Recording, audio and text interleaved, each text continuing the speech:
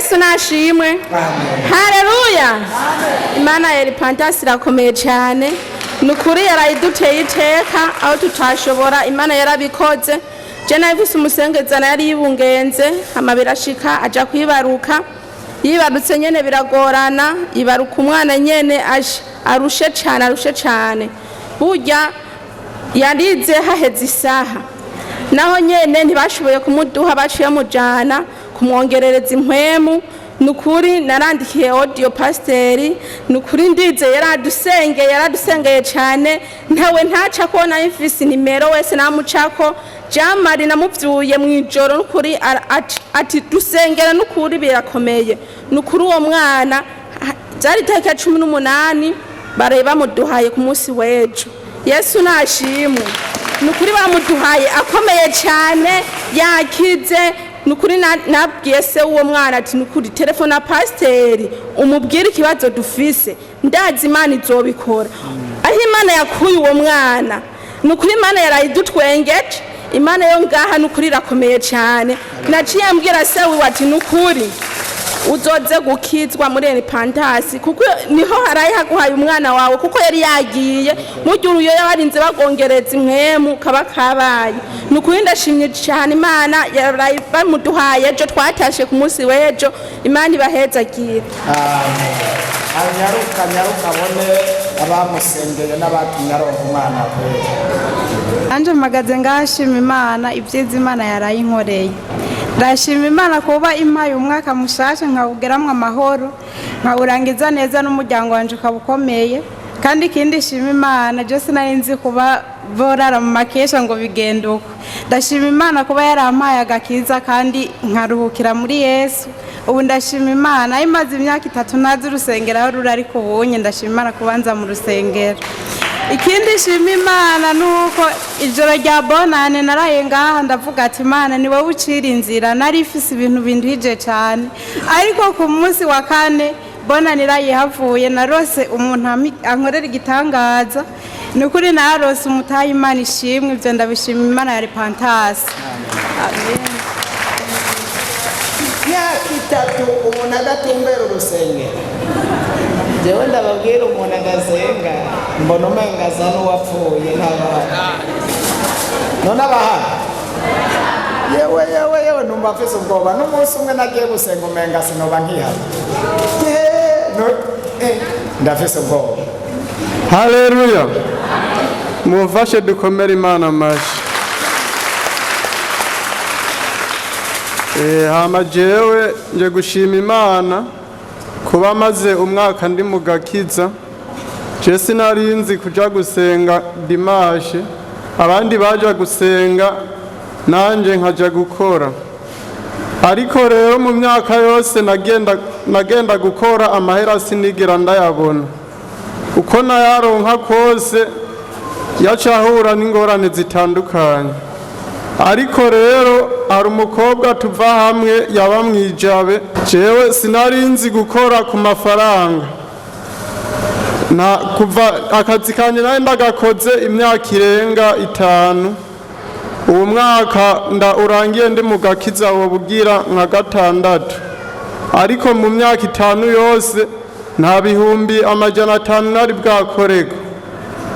Ariko uyu mwaka urangiye ndi mu gakiza ndashobora kubona ahantu hari miliyoni 5 narose mw'uwo mwaka mbere yoba anarenga.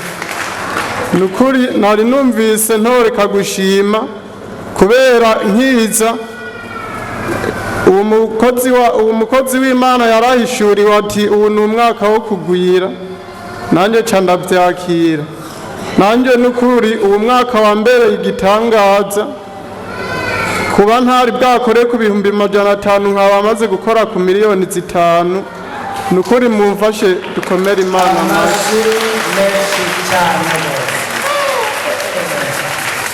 Sawa Marisa. Hari bindi? Hama nari mvuze ati kwishurirwa umukozi w'Imana yagize ati nagire ndamugurira amazi. Imana ibandanye imugirira neza. Amen.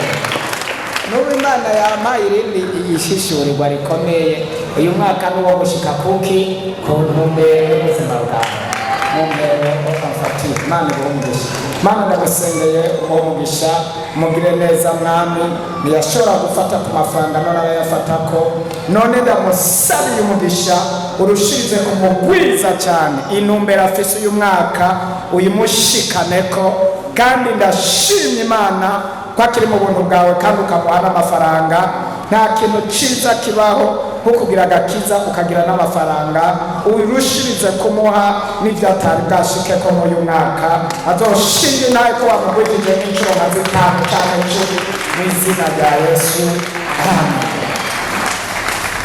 Mu myaka 5 ntiyari bwafate n'ibihumbi 500 ariko miliyoni zirenga 5 zifashe mu mwaka tudoze cyubahiro cy'umwami Yesu agakiza ni sawa kabisa agakiza ni keza cyane amabohero yarayavuye urango ndentera korase gatoya yego tera korase gatoya ubwo warabaye mana warabaye mana warabaye cagihe warabaye mana warabaye mana warabaye cagihe. Haleluya, amen. Ndabaramukije mwese mu izina rya Yesu. Jewe nagera nshingi na Imana yankoreye. Je Imana yarangiriye neza yaranzuye kumuyazura Lazaro. Jewe navuye ruguru nje kumugiteramo, mvuye ruguru nshikira kwa musaza wanje na mukazi wanje. Musaza wanje rero yari yaragiye gukorera ahantu Gitega, aravayo ashikashwana n'umugore wiwe. Nibarara basinzire mu abana barabagwana ijoro ryose. Uyo mugore cyo bapfa ngo yari yatwaye ubuzima bw'umugabo. Umugabo agiye Gitega mugagiye mu bindi gihugu cakure, aronka abagenzi bamugendera b'abagore canke abakobwa. Wewe vyaranka rero. Jewe nkenda bishikiramwo. Ndabishikiyemo rero mbayibaza ngo nzanye imiti yo kumugira na nyamugore. Hanyuma naho rero nyamugore caranyikeka. Ariko ibyo si byari byanjanye n'umukozi w'Imana. Umukozi w'Imana ndetse byari byanjanye. Mugaho nshikiye yose baragwana ijoro ryose ngo namukureko. Kuko uwo mugabo ntigera ija mu bandi bagore byari byaranse. Hanyuma naho rero uwo mugore rero ambonye maze imisi ndaharara umuganga aje kuraba umuntu mu bitaro aje kumugwaza w'inshuti yiwe nyene je nsigara ngaho muhira amuhenze uyo mugore acara yicura ko ngera sinzi ko yanyimviriye ceza kurondera baza kunyuruza mu ijoro nagiye mbona rero imodoka hari mu ijoro tagisi ije kuntora mu ijoro ariko Yesu yarahabaye amen.